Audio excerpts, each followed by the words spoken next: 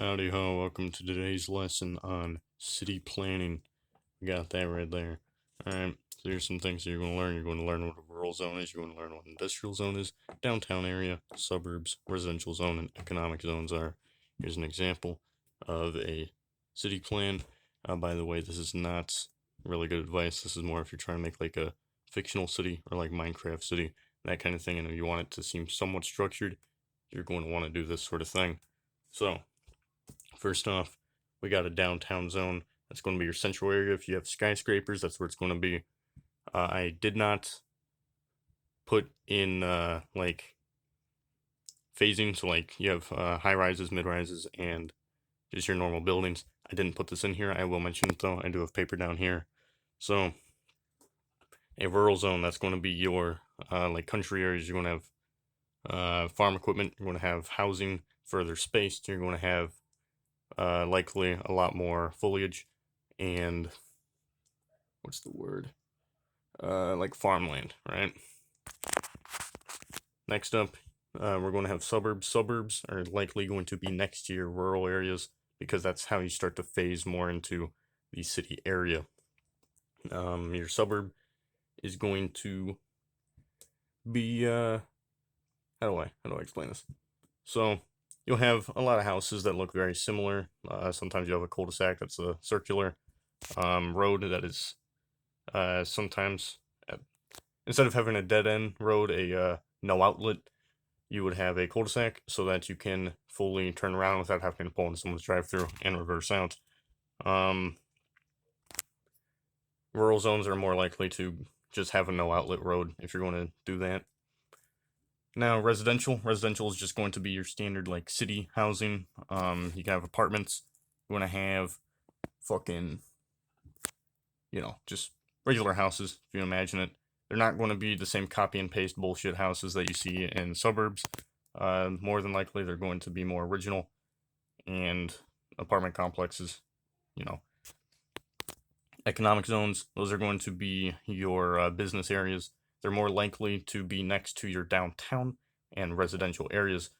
They do not need to be right next to your downtown. In fact, if you're going to have multiple economic zones, I would suggest, like for example on this map here, if we were going to have a bunch of residential here, because there's a residential here, we would likely have an economic zone also over here, so that the people living over in this area are able to get to their stores and get their goods easier. Industrial zones are likely to be somewhat near your downtown, but also I did not put this on here, but lower income housing is likely to be next to your industrial zones, mainly because industrial waste is going to lower the quality of the soil and just the area around there, so the housing is likely to be cheaper, causing lower income housing. What did I not mention? Oh yeah. So next up, we're gonna have sky rises, like mid rises. So to have high rise, and we're gonna have mid rise, and then we're just gonna have our standard buildings, right? So you're going, when you're structuring a city, I'll just label them H, M, and S, right? So let's say you have your downtown area, right?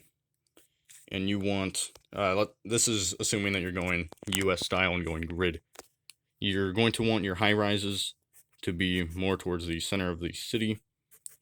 You can, like, if you want to add some diversity, I would suggest having some like mid rises, and then let's say you have like another high rise here, another mid rise here, mid rise.